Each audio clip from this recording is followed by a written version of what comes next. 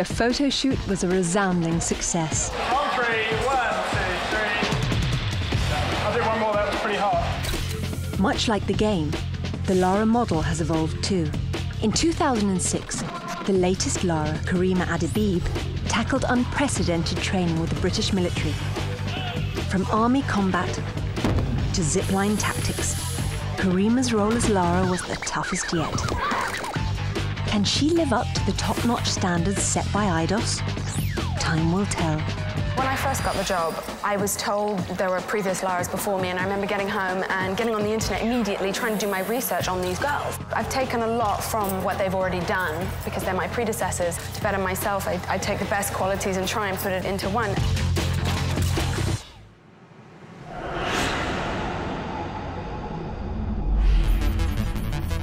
Leipzig, Germany. Nearly 200,000 people prepare to descend on the largest video game conference in the world. They want two things: a look at the latest games and a glimpse of Karima Adebib. Her journey here began when she was just 10 years old. Everyone in school was talking about this new game that was coming out, Lara Croft. So I kept begging my mum, please, I want it for Christmas, I want it for Christmas. So I got it, and I was just obsessed with it. So began Karima's training to assume the role of her own childhood heroine.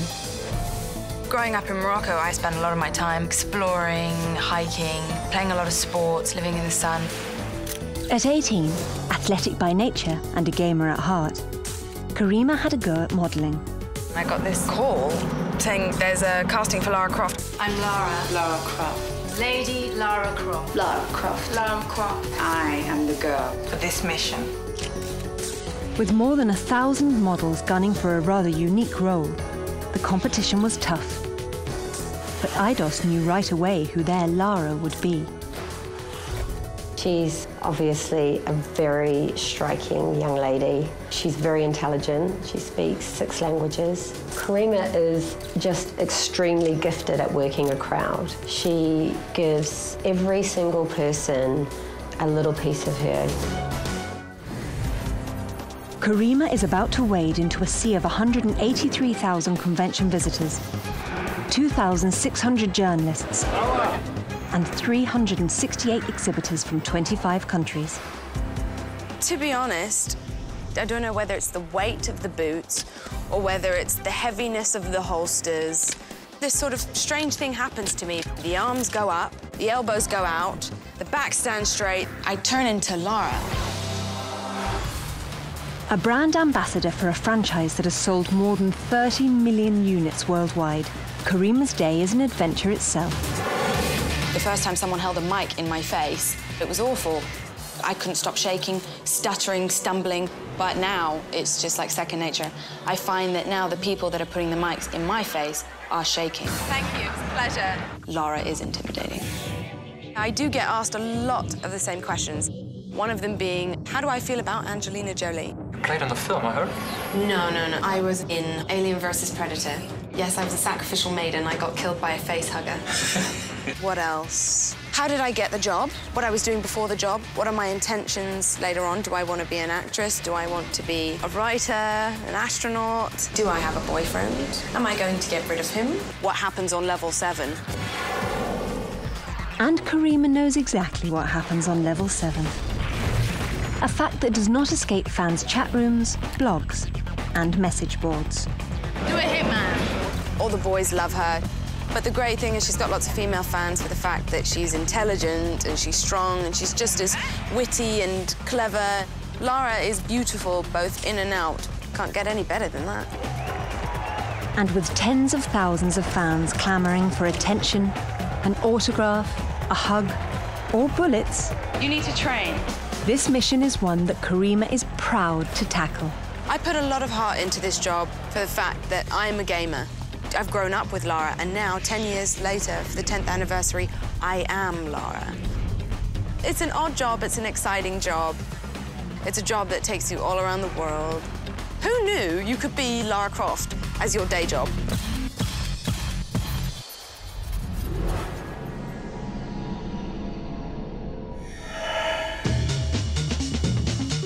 When Toby Gard first created Lara Croft, he had no idea a controversy was also conceived. For the past decade, Lara has been dubbed both feminist icon and pixelated play toy. In terms of how females had been portrayed in games up until Tomb Raider 1, they had been often portrayed purely as objects, and normally damsels in distress or just terrible fantasy sort of dominatrix-type characters. But Lara was born during the late 90s, the height of what the Spice Girls called girl power. Even still, at the time, convincing execs to let a woman star in her own game proved difficult. Traditionally, all games had male characters because they were played by boys. But these boys hadn't stopped playing games, they just got older. And what would they rather look at? Hedgehog, Plumber, or Lara Croft's firm bum? With the benefit of hindsight, no pun intended, it was an obvious answer. Male gamers swooned for Lady Lara, a sex symbol for the digital age.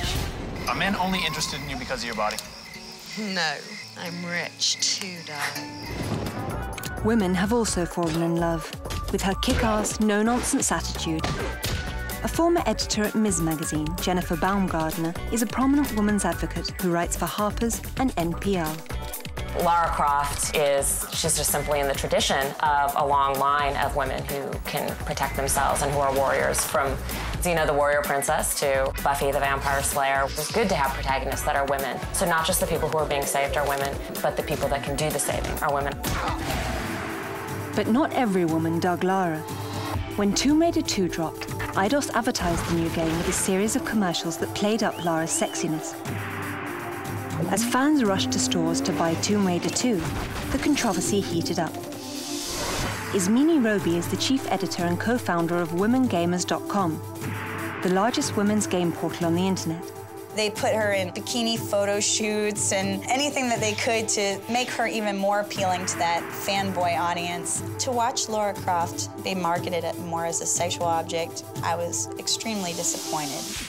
So was Lara's creator. In fact, Toby Gard left the franchise over the new portrayal.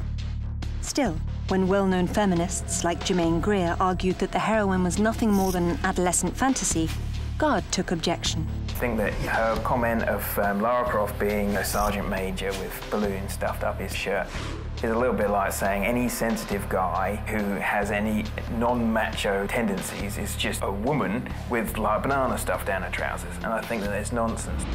Thanks to Tomb Raider Legends' more realistic model of Lara in 2006, the uproar died down a bit. But that hasn't stopped the headbutting over the legacy of the video vixen. In our society, there's a big focus to be thinner. There's a certain kind of woman that everybody kind of wants to be, the tall, the thin, with the big breasts. It would be interesting to see companies making more realistic varieties of women. I don't think that having those sorts of fantastic, idealized images out there in the world are what girls who have issues with self-esteem, I don't think they're comparing themselves to a video game. If Lara Croft was a real person, she would not be able to walk. Her back would not be able to support her boobs. And to see Lara Croft scaling a mountainside with makeup and really short shorts, completely unrealistic. As a feminist, I guess I come down pretty hard on the side that if Lara Croft wears revealing clothes, hey, she's got it. She should flaunt it. Love her or hate her, there's no doubt that Lara is here to stay.